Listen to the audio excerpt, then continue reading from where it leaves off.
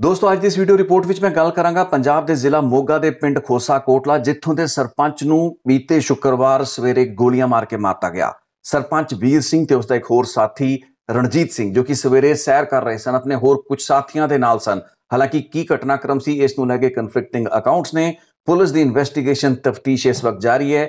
ਦੱਸਿਆ ਜਾਂਦਾ ਹੈ ਕਿ ਗਲੋਟੀ ਰੋਡ ਜੋ ਕਿ ਕੋਟ ਈਸੇ ਖਾਂ ਖਾਨੇ ਦੇ ਥਾਣੇ ਦੇ ਹੇਠ ਪੈਂਦਾ ਏਰੀਆ ਹੈ उस सड़क के उत्ते सरपंच वीर सिंह अते पंच रणजीत सिंह का कतल करता गया। तकरीबन 1.5 दर्जन के आस पास हमलावर आते हैं जिन्हों के विचों 10 की पछाण कर ली गई है।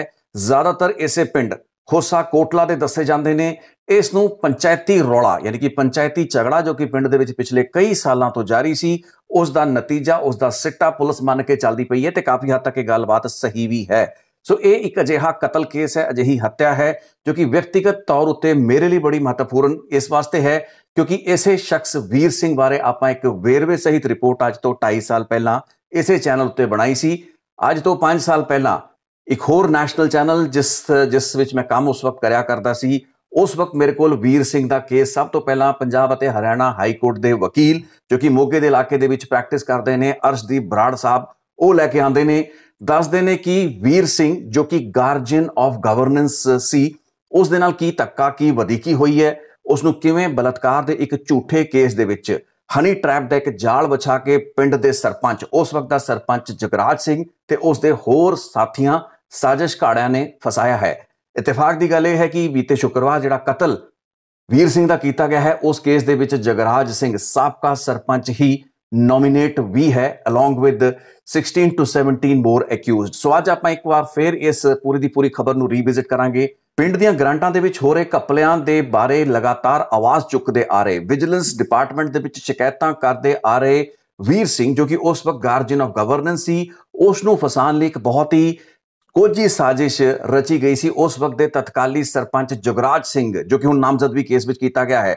सो जगराज सिंह ते उसके साथियों ने एक सैक्स वर्कर एक प्रोस्टिट्यूट नूं हायर करके वीर सिंह नूं सब तो पहला तो उस महिला के जाल विच फसाया उस तो बाद उस दे नाल शरीरिक संबंध बनाए।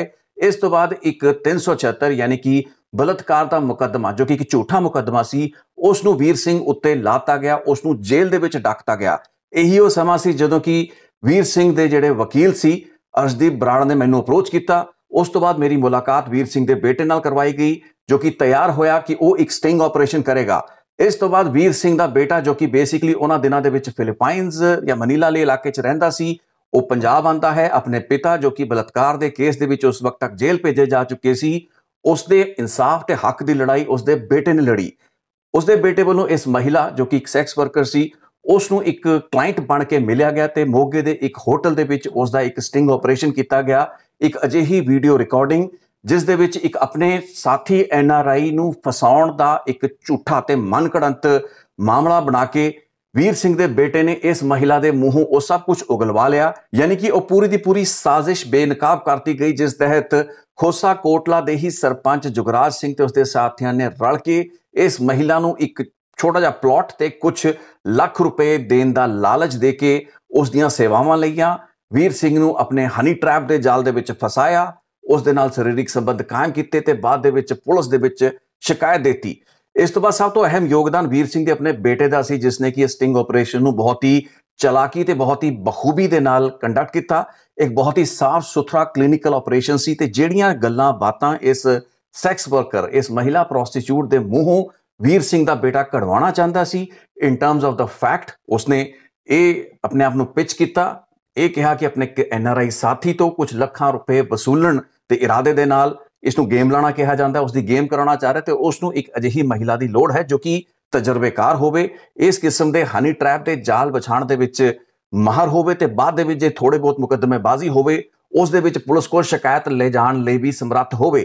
इस महिला ने पहल की ते दस्सिया पूरी दी पूरी कहानी दसी कि किवें खोसे कोटले पिंड दे एक वीर सिंह नां दे व्यक्ति जो कि उस वक्त तक सरपंच नहीं सी उसनूं अपने हुसन दे जाल दे विच फसा के इस महिला ने उस दे नाल संबंध कायम कीते ते बाद दे विच पुलिस दे विच शिकायत दित्ती।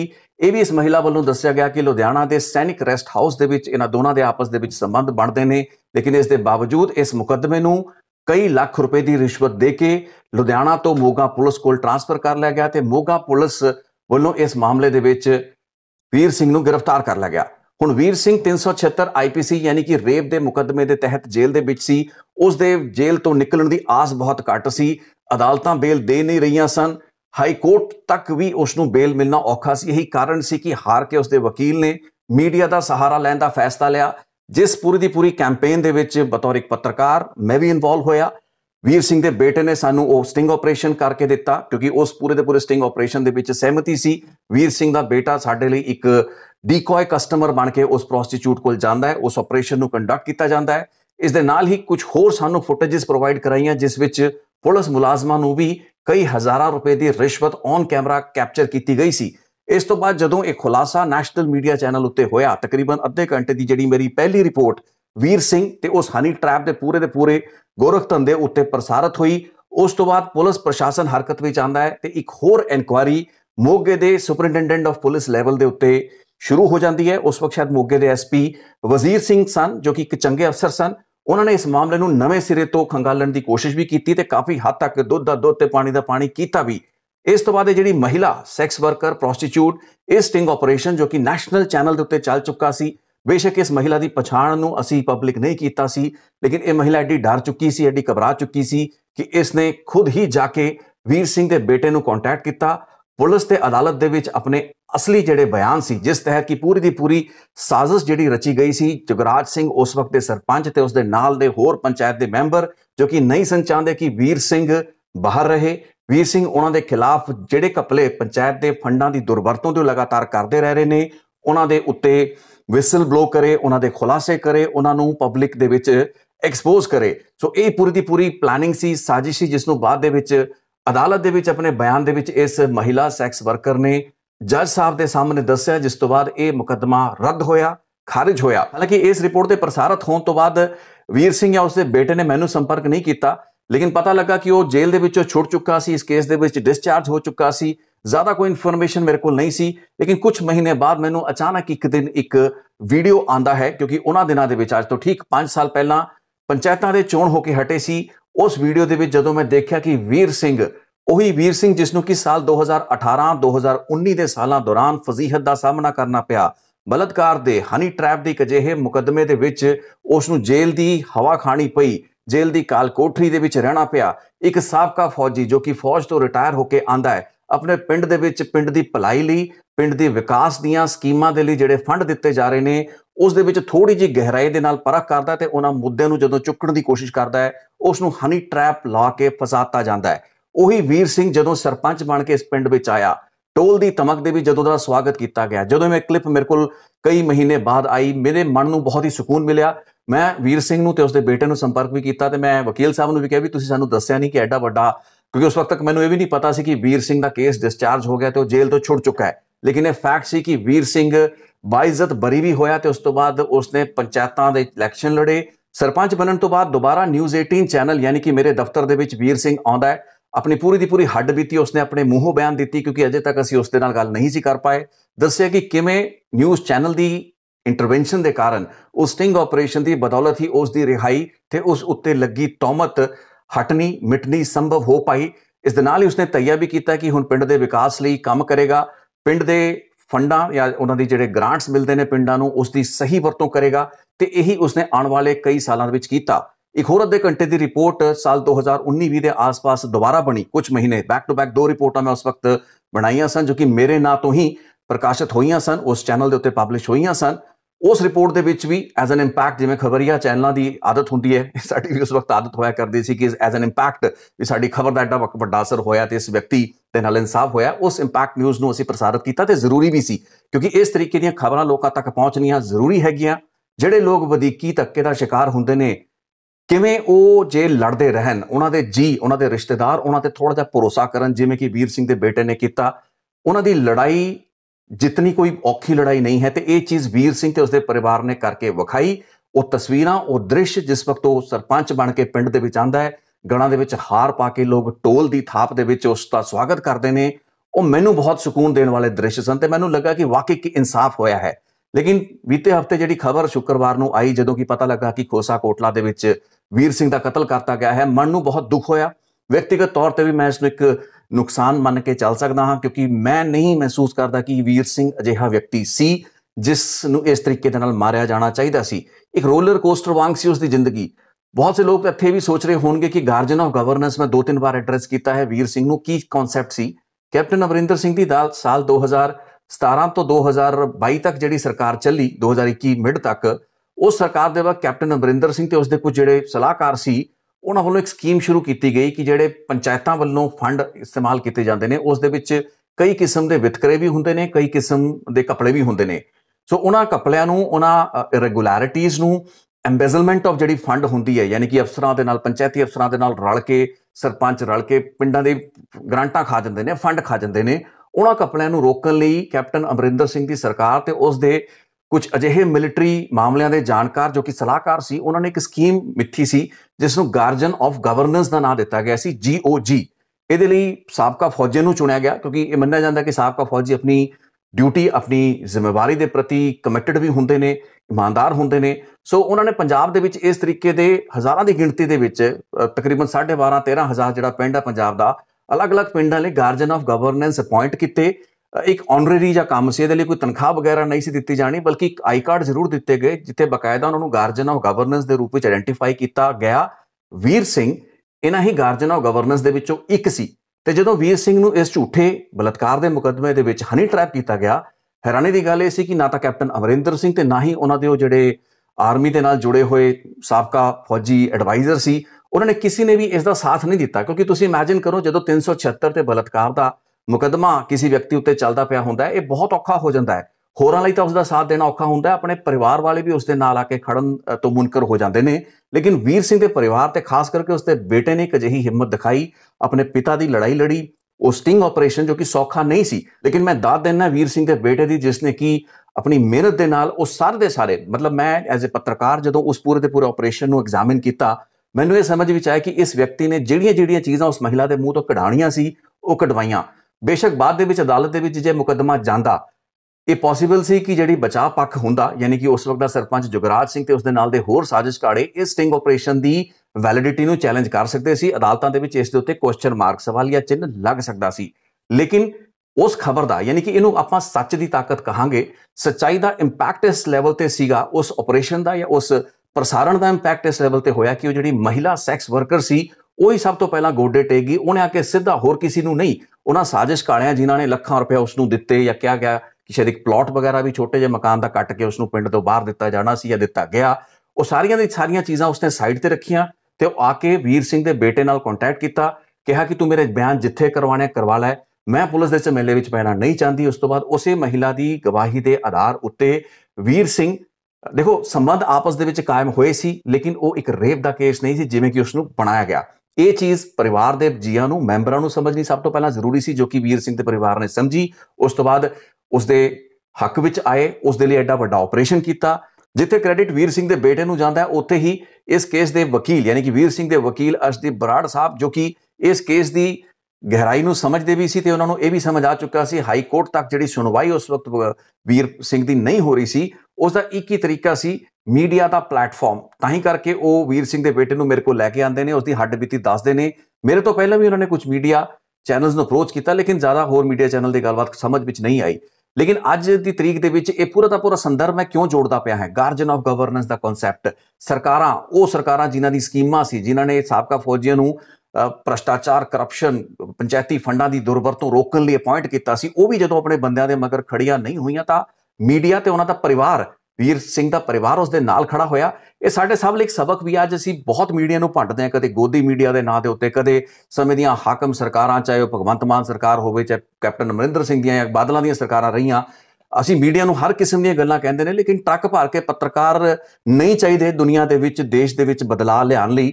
ਇੱਕ ਪੱਤਰਕਾਰੀ ਜੇ ਕੰਮ ਆਪਣਾ ਕਰ ਲਏ, ਜਾਂ ਇੱਕ ਚੈਨਲ, ਇੱਕ ਅਦਾਰਾ ਹੀ ਆਪਣਾ ਕੰਮ ਕਰ ਲਏ, ਤਾਂ ਇਸ ਤਰੀਕੇ ਦੀਆਂ ਜਿਹੜੇ ਗੋਰਖ ਧੰਦੇ ਹੈਗੇ ਨੇ, ਇਸ ਤਰੀਕੇ ਦੀ ਵਿਸਲ ਬਲੋਇੰਗ, ਐਸੇ ਵਿਸਲ ਬਲੋਅਰਸ ਦੀ ਮਦਦ ਵੀ ਹੋ ਸਕਦੀ ਹੈ ਤੇ ਤੁਸੀਂ ਮੁਕੱਦਮਿਆਂ ਨੂੰ, ਕੇਸਾਂ ਨੂੰ, ਇਸ ਤਰੀਕੇ ਦੀਆਂ ਤਫਤੀਸ਼ਾਂ ਨੂੰ, ਮਾਮਲਿਆਂ ਨੂੰ ਕਿਸੇ ਸਿੱਟੇ ਤੱਕ ਪਹੁੰਚਾ ਵੀ ਸਕਦੇ ਹੋ।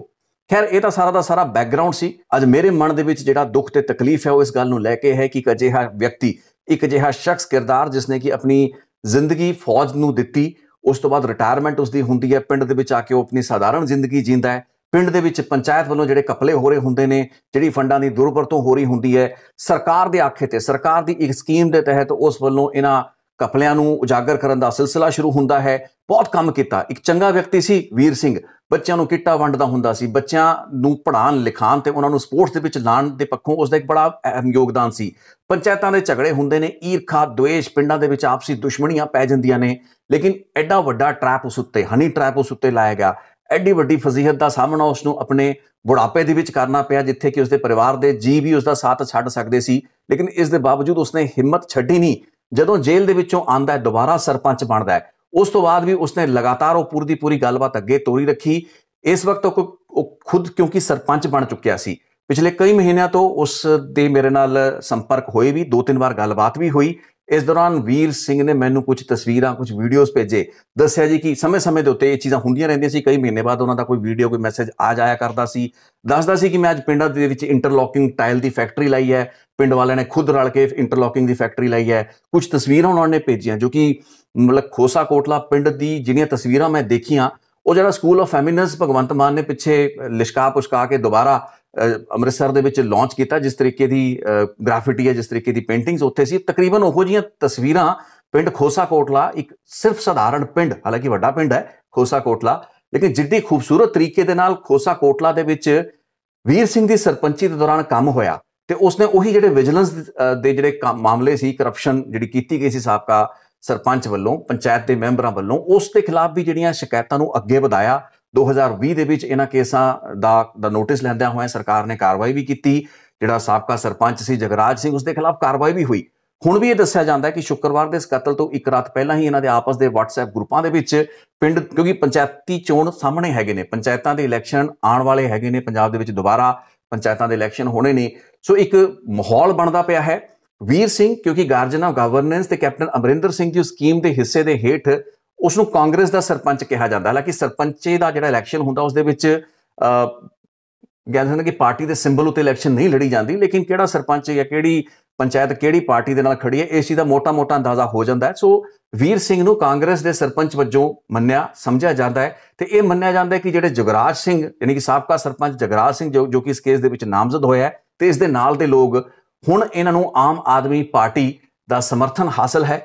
ਇਹ ਚੀਜ਼ ਮੇਰੇ ਲਈ ਹੋਰ ਚਿੰਤਾਵਾਂ ਵਧਾ ਦਿੰਦੀ ਹੈ, ਕਿਉਂਕਿ ਜਦੋਂ ਕੋਈ ਪਾਰਟੀ, ਕੋਈ ਧਿਰ ਕਿਸੇ ਸੱਤਾਧਾਰੀ ਧਿਰ ਦੇ ਨਾਲ ਜੁੜ ਜਾਂਦੀ ਹੈ, ਇਹ ਲੋਕ, ਉਹ ਲੋਕ ਜੋ ਕਿ ਕ੍ਰਿਮੀਨਲ, ਬੇਸਿਕਲੀ ਕ੍ਰਿਮੀਨਲ ਹੈਗੇ ਨੇ, ਹੁਣ ਇਸ ਕਤਲ ਦੀ ਵਾਰਦਾਤ ਤੋਂ ਬਾਅਦ ਤਾਂ ਕੁਝ ਬਚਿਆ ਨਹੀਂ ਹੈ, ਲੇਕਿਨ ਪਹਿਲਾਂ ਵੀ ਇਹਨਾਂ ਦੀਆਂ ਹਰਕਤਾਂ, ਇਹਨਾਂ ਦੇ ਕਪਲੇ, ਇਹਨਾਂ ਦੇ ਗੋਰਖ ਧੰਦੇ, ਜਗਰਾਜ ਸਿੰਘ ਦਾ ਸਪੈਸੀਫਿਕਲੀ ਮੈਂ ਨਾਂ ਲਾਂਗਾ, ਤਸਵੀਰ ਵੀ ਆਪਾਂ ਵੇਖ ਰਹੇ ਹਾਂ, ਇਸ ਤਰੀਕੇ ਦੇ ਕਿਰਦਾਰ ਤੇ ਅੰਸਰ ਸੱਤਾਧਾਰੀ ਧਿਰ ਦੇ ਹੱਥ ਜਦੋਂ ਚੜ ਜਾਂਦੇ ਨੇ, ਉਸ ਤੋਂ ਬਾਅਦ ਇਹਨਾਂ ਦੇ ਹੌਸਲੇ ਹੋਰ ਖੁੱਲ ਜਾਂਦੇ ਨੇ। ਸ਼ਾਇਦ ਇਹ ਵੀ ਕਾਰਨ ਹੈ ਕਿ ਇਹਨਾਂ ਦੀ ਹਿਮਾਕਤ ਤੇ ਜ਼ਰੂਰਤ ਇੱਥੋਂ ਤੱਕ ਵੱਧ ਗਈ ਕਿ ਇਹਨਾਂ ਨੇ ਵੀਰ ਸਿੰਘ ਨੂੰ ਹੱਥ ਪਾਇਆ। ਲੇਕਿਨ ਇਹ ਕਿਸੇ ਵੀ ਸਧਾਰਨ ਪੰਚਾਇਤੀ ਲੜਾਈ ਦਾ ਰੌਲਾ ਨਹੀਂ ਹੈ, ਕੋਈ ਸਧਾਰਨ ਸਰਪੰਚ ਦਾ ਕਤਲ ਨਹੀਂ ਹੈ, ਬਲਕਿ ਇਹਦੇ ਪਿੱਛੇ ਇੱਕ ਪੂਰਾ ਦਾ ਪੂਰਾ ਸੰਦਰਭ ਹੈ ਜੋ ਕਿ ਅੱਜ ਮੈਂ ਤੁਹਾਨੂੰ ਦੱਸਿਆ। ਤੇ ਮੈਂ ਪਿਛਲੇ 5 ਸਾਲਾਂ ਤੋਂ ਇਸ ਪੂਰੀ ਦੀ ਪੂਰੀ ਕਹਾਣੀ ਦੇ ਨਾਲ ਜੁੜਿਆ ਹੋਇਆ। ਮੈਨੂੰ ਨਹੀਂ ਲੱਗਦਾ ਕਿਸੇ ਹੋਰ ਚੈਨਲ ਨੇ, ਕਿਸੇ ਹੋਰ ਪੱਤਰਕਾਰ ਨੇ ਇਸ ਕਹਾਣੀ ਨੂੰ ਕਦੇ ਦੱਸਿਆ ਵੀ ਹੈ, ਲੇਕਿਨ ਕੰਸਿਸਟੈਂਟਲੀ ਕਿਉਂਕਿ ਅਸੀਂ ਇਸ ਚੀਜ਼ ਨੂੰ ਫੋਲੋ ਕੀਤਾ, ਇਸ ਸੰਘਰਸ਼ ਦੇ ਵਿੱਚ ਕਿਤੇ ਨਾ ਕਿਤੇ ਵੀਰ ਸਿੰਘ ਦੀ ਜਿਹੜੀ ਲੜਾਈ ਸੀ ਜਾਂ ਉਸਦੇ ਬੇਟੇ ਦੀ ਲੜਾਈ ਸੀ, ਬਾਅਦ ਦੇ ਵਿੱਚ ਵੀਰ ਸਿੰਘ ਨੂੰ ਇਨਸਾਫ ਦਿਵਾਉਣ ਦੀ ਲੜਾਈ ਸੀ, ਉਸ ਦੇ ਵਿੱਚ ਅਸੀਂ ਵੀ ਉਸਦਾ ਛੋਟਾ ਜਿਹਾ ਹਿੱਸਾ ਜਾਂ ਕੜੀ ਬਣ ਕੇ ਰਹਿ ਗਏ ਤੇ ਬਣੇ, ਉਸ ਦੇ ਵਿੱਚ ਆਪਣਾ ਯੋਗਦਾਨ ਵੀ ਪਾਇਆ। ਸੋ ਅੱਜ ਮਨ ਦੇ ਵਿੱਚ ਇੱਕ ਬਹੁਤ ਦੁੱਖ ਵੀ ਹੈ ਕਿ ਇੱਕ ਕਰੂਸੇਡਰ, ਇੱਕ ਵਿਸਲ ਬਲੋਅਰ ਵਿਅਕਤੀ ਜੋ ਕਿ ਇੱਕ ਸਰਪੰਚ ਹੋਣ ਤੋਂ ਪਹਿਲਾਂ ਵੀ ਤੇ ਉਸ ਤੋਂ ਇਲਾਵਾ ਵੀ ਉਸਦਾ ਇੱਕ ਆਪਣਾ ਕਿਰਦਾਰ ਸੀ ਜੋ ਕਿ ਕਰਪਸ਼ਨ ਦੇ ਖਿਲਾਫ, ਸਮਾਜ ਨੂੰ ਬਿਹਤਰੀ ਵਾਲੇ ਪਾਸੇ ਤੋਰਨ ਜਾਂ ਆਪਣੇ ਪਿੰਡ ਨੂੰ ਬਿਹਤਰੀ ਵਾਲੇ ਪਾਸੇ ਤੋਰਨ ਲਈ ਕਮਿਟਡ ਸੀ। ਸਿਰਫ ਇਸੇ ਚੱਕਰ ਦੇ ਵਿੱਚ ਉਸ ਨੂੰ ਆਪਣੀ ਜਾਨ ਤੋਂ ਹੱਥ ਧੋਣਾ ਪਿਆ। ਇੱਕ ਹੋਰ ਵਿਅਕਤੀ ਰਣਜੀਤ ਸਿੰਘ ਦੀ ਮੌਤ ਹੋਈ ਹੈ। ਹਾਲਾਂਕਿ ਇਸ ਘਟਨਾ ਦੇ ਵੀ ਕਈ ਵੇਰਵੇ ਹੈਗੇ ਨੇ, ਦੱਸਿਆ ਜਾਂਦਾ ਕਿ ਸ਼ਾਇਦ ਹਥਿਆਰ ਵੀ ਇਹਨਾਂ ਨੇ ਕੱਢੇ ਹੋ ਸਕਦੇ ਨੇ, ਲੇਕਿਨ ਦੂਸਰੇ ਪਾਸੇ ਜਿਹੜੇ ਹਮਲਾਵਰ ਆਏ ਸਨ, ਕਿਉਂਕਿ ਇਸ ਘਟਨਾ ਦੇ ਵਿੱਚ ਪਰਿਵਾਰ ਵਾਲਿਆਂ ਦੀ ਸ਼ਿਕਾਇਤ ਦੇ ਉੱਤੇ ਜਿਹੜੇ ਲੋਕਾਂ ਦੇ ਖਿਲਾਫ ਮੁਕੱਦਮਾ ਦਰਜ ਕੀਤਾ ਗਿਆ ਹੈ, ਕਤਲ ਦਾ ਮੁਕੱਦਮਾ ਦਰਜ ਕੀਤਾ ਗਿਆ ਹੈ, ਉਸ ਦੇ ਵਿੱਚ ਤਕਰੀਬਨ 17 ਤੋਂ 18 ਲੋਕ ਨਾਮਜ਼ਦ ਨੇ, ਜਿਨ੍ਹਾਂ ਦੇ ਵਿੱਚੋਂ 10 ਲੋਕਾਂ ਨੂੰ ਕਲੀਅਰਲੀ ਆਇਡੈਂਟੀਫਾਈ ਕੀਤਾ ਗਿਆ ਹੈ। ਸੋ ਇਹ ਜਿਹੜਾ ਗਲੋਟੀ ਰੋਡ ਦੇ ਉੱਤੇ ਕਤਲ ਸ਼ੁੱਕਰਵਾਰ ਸਵੇਰੇ 7 ਵਜੇ ਵੀਰ ਸਿੰਘ ਅਤੇ ਰਣਜੀਤ ਸਿੰਘ ਦਾ ਹੋਇਆ ਹੈ। ਇਸ ਕੇਸ ਦੇ ਵਿੱਚ ਇੱਕ ਸੁਖਦੇਵ ਸਿੰਘ, ਗੁਰਦੀਪ ਸਿੰਘ, ਸੁਰਿੰਦਰ ਸਿੰਘ, ਭਾਗ ਸਿੰਘ, ਮਲਕੀਤ ਸਿੰਘ, ਕੀਤੂ ਸਿੰਘ, ਇੱਕ ਰਾਜੂ ਖਾਲਸਾ ਨਾਂ ਦਾ ਵਿਅਕਤੀ ਤੇ ਸਾਬਕਾ ਸਰਪੰਚ ਜਗਰਾਜ ਸਿੰਘ, ਉਹੀ ਸਰਪੰਚ ਜਗਰਾਜ ਸਿੰਘ ਜੋ ਕਿ ਮੁੱਖ ਸਾਜ਼ਿਸ਼ਕਾਰਾ ਸੀ ਹਨੀ ਟਰੈਪ ਦੇ ਵਿੱਚ ਵੀਰ ਸਿੰਘ ਨੂੰ ਫਸਾਉਣ ਵਾਲਾ, ਉਹੀ ਵਿਅਕਤੀ ਕਿਰਦਾਰ ਜਗਰਾਜ ਸਿੰਘ ਇਸ ਕੇਸ ਦੇ ਵਿੱਚ ਵੀ ਨੋਮੀਨੇਟਡ ਹੈ। ਸੋ ਵੀ ਐਕਸਪੈਕਟ ਕਿ ਮੋਗਾ ਪੁਲਿਸ ਆਪਣਾ ਕੰਮ ਕਰੇਗੀ, ਛੇਤੀ ਹੀ ਇਹਨਾਂ ਲੋਕਾਂ ਨੂੰ ਗ੍ਰਿਫਤਾਰ ਕੀਤਾ ਜਾਏਗਾ ਜੋ ਦੋਸ਼ੀ ਨੇ, ਪਰਪੇਟ੍ਰੇਟਰਸ ਨੇ। ਸੋ ਜਾਂਦੇ ਜਾਂਦੇ ਇੱਕ ਵਾਰ ਫੇਰ ਸਲਾਮ ਕਰਦੇ ਹਾਂ ਵੀਰ ਸਿੰਘ ਤੇ ਉਸ ਦੀ ਕੁਰਬਾਨੀ ਹੀ ਕਹਾਂਗਾ ਮੈਂ ਇਸ ਨੂੰ। ਆਪਣੀ ਜ਼ਿੰਦਗੀ ਦੇ ਆਖਰੀ ਪੜਾਅ ਦੇ ਵਿੱਚ ਭ੍ਰਸ਼ਟਾਚਾਰ ਦੇ ਖਿਲਾਫ ਇੱਕ ਗਾਰਜੀਅਨ ਬਣ ਕੇ ਉਸਨੇ ਲੜਾਈ ਲੜੀ। ਪਿੰਡ ਨੂੰ, ਪੰਚਾਇਤਾਂ ਨੂੰ ਮਿਲਣ ਵਾਲੀਆਂ ਗ੍ਰਾਂਟਾਂ ਦੇ ਵਿੱਚ ਹੋ ਰਹੀਆਂ ਗੜਬੜੀਆਂ, ਘਪਲੇ, ਫਰਜ਼ੀਵਾੜਾ, ਹੇਰਾਫੇਰੀ, ਇਸ ਦੇ ਖਿਲਾਫ ਆਵਾਜ਼ ਬੁਲੰਦ ਕਰਦਾ ਰਿਹਾ ਤੇ ਆਖਿਰ ਦੇ ਵਿੱਚ ਉਹਨਾਂ ਅਨਸਰਾਂ ਦਾ ਹੀ ਨਿਸ਼ਾਨਾ ਦੁਬਾਰਾ ਬਣਿਆ ਜਿਨ੍ਹਾਂ ਨੇ ਪਹਿਲਾਂ ਉਸ ਨੂੰ ਹਨੀ ਟਰੈਪ ਦੇ ਵਿੱਚ ਫਸਾਉਣ ਦੀ ਕੋਸ਼ਿਸ਼ ਕੀਤੀ ਸੀ। ਆਸ ਤੇ ਉਮੀਦ ਇਹ ਕੀਤੀ ਜਾਣੀ ਚਾਹੀਦੀ ਹੈ ਮੋਗਾ ਪੁਲਿਸ ਤੋਂ ਕਿ ਪੁਲਿਸ ਆਪਣਾ ਕੰਮ ਇਮਾਨਦਾਰੀ ਨਾਲ ਕਰੇਗੀ। ਜਿਵੇਂ ਪਹਿਲੇ ਮੁਕੱਦਮੇ ਦੇ ਵਿੱਚ ਕਈ ਹਜ਼ਾਰਾਂ ਤੇ ਲੱਖਾਂ ਰੁਪਏ ਦੀ ਲੈਣ ਦੇਣ ਹੋ ਕੇ ਹੀ ਉਹ ਫਰਜ਼ੀ ਮੁਕੱਦਮਾ ਤਿਆਰ ਹੋਇਆ। ਪੁਲਿਸ ਦੇ ਕੁਝ ਅਧਿਕਾਰੀਆਂ ਨੇ ਆਪਣਾ ਕੰਮ ਸਹੀ ਨਹੀਂ ਕੀਤਾ। ਬੇਸ਼ੱਕ ਬਾਅਦ ਦੇ ਵਿੱਚ ਪੁਲਿਸ ਲੀਹ ਦੇ ਉੱਤੇ ਆਈ ਇਨਵੈਸਟੀਗੇਸ਼ਨ ਦੇ ਵਿੱਚ ਵੀਰ ਸਿੰਘ ਨੂੰ ਬੇਦੋਸ਼ਾ ਪਾਇਆ ਗਿਆ, ਲੇਕਿਨ ਇਸ ਕਤਲ ਦੇ ਮਾਮਲੇ ਦੇ ਵਿੱਚ ਜਿਹੜੇ ਲੋਕ ਅਨਸਰ ਇਨਵੋਲਵਡ ਨੇ, ਦੋ ਫੈਕਟਰ ਨੇ। ਇੱਕ ਤਾਂ ਉਹ ਆਪਣੇ ਲੈਵਲ ਦੇ ਉੱਤੇ ਬਹੁਤ ਇਨਫਲੂਐਂਸ਼ੀਅਲ ਨੇ, ਤਨਾੜ ਲੋਕ ਵੀ ਨੇ, ਪਹਿਲਾਂ ਵੀ ਲੱਖਾਂ ਰੁਪਏ ਦੀ ਰਿਸ਼ਵਤ ਦੇ ਕੇ ਕੇਸਾਂ ਨੂੰ ਮੈਨੀਪੂਲੇਟ ਕਰਦੇ ਆਏ ਨੇ, ਕਰ ਸਕਦੇ ਨੇ। ਦੂਸਰਾ ਵੱਡੀ ਚਿੰਤਾ ਦਾ ਕਾਰਨ ਇਹ ਹੈ ਕਿ ਸੱਤਾਧਾਰੀ ਧਿਰ ਯਾਨੀ ਕਿ ਆਮ ਆਦਮੀ ਪਾਰਟੀ ਦੇ ਨਾਲ ਇਹਨਾਂ ਲੋਕਾਂ ਤੇ ਇਹਨਾਂ ਅਨਸਰਾਂ ਦੀ ਜਿਹੜੀ ਨੇੜਤਾ, ਜਾਂ ਸਮਝਿਆ ਜਾਂਦਾ ਕਿ ਆਉਣ ਵਾਲੀਆਂ ਚੋਣਾਂ ਦੇ ਵਿੱਚ ਇਹਨਾਂ ਨੇ ਆਮ ਆਦਮੀ ਪਾਰਟੀ ਦੇ ਹੱਕ ਵਿੱਚ ਭੁਗਤਣਾ ਸੀ, ਇਹ ਹੋਰ ਚਿੰਤਾਵਾਂ ਨੂੰ ਵਧਾਉਂਦਾ ਹੈ। ਸੋ ਉਮੀਦ ਇਹ ਹੈ ਕਿ ਮੋਗਾ ਪੁਲਿਸ ਆਪਣਾ ਕੰਮ ਕਰੇਗੀ ਤੇ ਪਰਿਵਾਰ ਨੂੰ ਇਨਸਾਫ ਵੀ ਦਵਾਏਗੀ। ਵੀਰ ਸਿੰਘ ਦੇ ਦੋਸ਼ੀਆਂ ਨੂੰ ਫੜਿਆ ਜਾਣਾ, ਉਹਨਾਂ ਨੂੰ ਸਜ਼ਾਵਾਂ ਮਿਲਣੀਆਂ ਬਹੁਤ ਜ਼ਿਆਦਾ ਜ਼ਰੂਰੀ ਨੇ ਸਮਾਜ ਲਈ ਤੇ ਇਹਨਾਂ ਇਲਾਕਿਆਂ ਦੇ ਲੋਕਾਂ ਦਾ ਮਨੋਬਲ ਉੱਚਾ ਰਹਿਣਾ ਚਾਹੀਦਾ ਹੈ। ਇਸੇ ਆਸ ਤੇ ਉਮੀਦ ਦੇ ਨਾਲ ਮੈਂ ਇਸ ਰਿਪੋਰਟ ਨੂੰ ਵਿਰਾਮ ਦਿੰਦਾ। ਮਨ ਬਹੁਤ ਦੁਖੀ ਹੈ, ਉਦਾਸ ਹੈ। ਵਿਅਕਤੀਗਤ ਲੈਵਲ ਦੇ ਉੱਤੇ ਮੈਨੂੰ ਅੱਜ ਇੱਕ ਘਾਟਾ ਵੀ ਮਹਿਸੂਸ ਹੋ ਰਿਹਾ ਤੇ ਮੈਂ ਮਹਿਸੂਸ ਕਰਦਾ ਕਿ ਸਮਾਜ ਦੇ ਵਿੱਚੋਂ ਜੇ ਚੰਗੇ ਲੋਕ, ਵਿਸਲ ਬਲੋਅਰ, ਕਰੂਸੇਡਰਸ ਜੇ ਇਸ ਤਰੀਕੇ ਦੇ ਨਾਲ ਖਤਮ ਹੋਣਗੇ ਤਾਂ ਸਾਡੀ ਕਮਿਊਨਿਟੀ ਲਈ ਠੀਕ ਨਹੀਂ ਹੋਏਗਾ। ਆਪਾਂ ਇਹ ਮਹਿਸੂਸ ਕਰਕੇ ਚੱਲਦੇ ਹਾਂ ਕਿ ਆਪਾਂ ਗੁਰੂਆਂ, ਪੀਰਾਂ, ਸੰਤਾਂ, ਭਗਤਾਂ ਦੀ ਇਸ ਨੂੰ ਧਰਤੀ ਪੰਜਾਬ ਨੂੰ ਮੰਨਦੇ ਹਾਂ, ਲੇਕਿਨ ਜਿਸ ਟਰਾਈਬਲ ਮੈਂਟੈਲਿਟੀ ਦੇ ਨਾਲ ਪਿੰਡਾਂ ਦੇ ਵਿੱਚ, ਪਿੰਡਾਂ ਕਿਉਂ ਸ਼ਹਿਰਾਂ ਦੇ ਵਿੱਚ ਵੀ ਇਹੀ ਕੁਝ ਹੁੰਦਾ, ਲੇਕਿਨ ਜਿਸ ਟਰਾਈਬਲ ਮੈਂਟੈਲਿਟੀ ਦੇ ਨਾਲ ਅਸੀਂ ਇੱਕ ਦੂਸਰੇ ਦੇ ਖੂਨ ਦੇ ਪਿਆਸੇ ਬਣ ਜਾਂਦੇ ਹਾਂ, it is a food for thought. ਸਾਨੂੰ ਸੋਚਣ ਦੀ ਲੋੜ ਹੈ ਕਿ ਇਹ ਲੜਾਈ ਝਗੜੇ ਵਰਥ ਇਟ ਨੇ। ਕੁਝ ਲੱਖਾਂ ਦੀ ਹੇਰਾਫੇਰੀ ਕਰਨੀ ਹੈ ਤੇ ਉਸ ਦੇ ਐਵਜ਼ ਦੇ ਵਿੱਚ ਤੁਸੀਂ ਕਿਸੇ ਬੰਦੇ ਨੂੰ ਡੱਕਣ ਲਈ, ਉਸ ਨੂੰ ਨੁਕਰੇ ਲਾਉਣ ਲਈ ਕਿਸ ਹੱਦ ਤੱਕ ਜਾਂਦੇ ਹੋ, ਹਨੀ ਟਰੈਪ ਵਿਛਾਉਂਦੇ ਹੋ ਕੀ ਰਿਹਾ ਪੰਜਾਬ ਦੇ ਵਿੱਚ। ਪੰਜਾਬ ਦੀ ਜਿਹੜੀ ਪਰਸੈਪਸ਼ਨ ਹੈ ਉਸ ਪਰਸੈਪਸ਼ਨ ਦੇ ਵਿਪਰੀਤ ਰਿਐਲਿਟੀ ਐਡੀ ਗੰਦਲੀ ਕਿਉਂ ਹੈ? ਘੱਟੋ ਘੱਟ ਇਸ ਕੇਸ ਦੇ ਵਿੱਚ ਮੈਂ ਜੋ ਕੁਝ ਦੇਖਿਆ, ਜਿੰਨਾ ਗੰਦ ਮੈਂ ਵੇਖਿਆ ਹੈ, ਇਸ ਪਾਰਟਿਕੂਲਰ ਪਿੰਡ ਦੇ ਵਿੱਚ ਜਿਹੜੀ ਪੰਚਾਇਤੀ ਲੈਵਲ ਦੀ ਸਿਆਸਤ ਰਹੀ ਹੈ, ਉਹ ਮੈਨੂੰ ਸੋਚਣ ਲਈ ਮਜਬੂਰ ਕਰਦਾ ਹੈ। You need to revisit your ideas ਕਿ ਪੰਜਾਬ ਬਾਰੇ, ਰੂਰਲ ਪੰਜਾਬ ਬਾਰੇ, ਪੇਂਡੂ ਪੰਜਾਬ ਬਾਰੇ ਜੋ ਤੁਹਾਡੀਆਂ ਪਰਸੈਪਸ਼ਨਸ ਨੇ ਉਹ ਕਿੰਨੀਆਂ ਕੁ ਮਿਸਪਲੇਸਡ ਹੋ ਸਕਦੀਆਂ ਨੇ। ਇਸ ਤਰੀਕੇ ਦੀਆਂ ਘਟਨਾਵਾਂ ਇੱਕ ਵਾਰ ਫੇਰ ਸਾਨੂੰ ਸੋਚਣ ਲਈ ਮਜਬੂਰ ਕਰਦੀਆਂ ਨੇ। With that food of thought ਮੈਂ ਇਸ ਰਿਪੋਰਟ ਨੂੰ ਦਾਂਗਾ ਵਿਰਾਮ। ਬਹੁਤ ਬਹੁਤ ਧੰਨਵਾਦ ਆਪਣਾ ਸਮਾਂ ਦੇਣ ਲਈ। ਆਪਣੇ ਕੋਈ ਕਮੈਂਟਸ ਹੋਣ, ਫੀਡਬੈਕ ਹੋਏ ਜ਼ਰੂਰ ਦਿਓ।